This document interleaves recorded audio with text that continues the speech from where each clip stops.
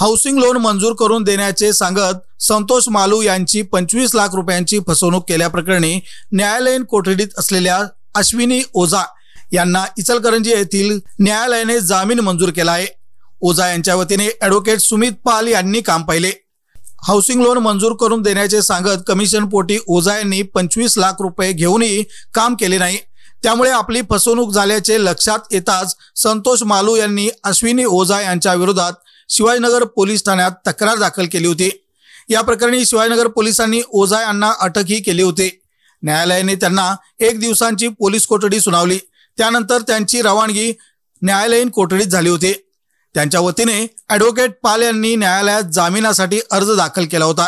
त्यावर झालेल्या सुनावणीत ॲडव्होकेट पाल यांनी केलेल्या युक्तिवादानंतर न्यायालयाने ओझा यांचा जामीन मंजूर केला।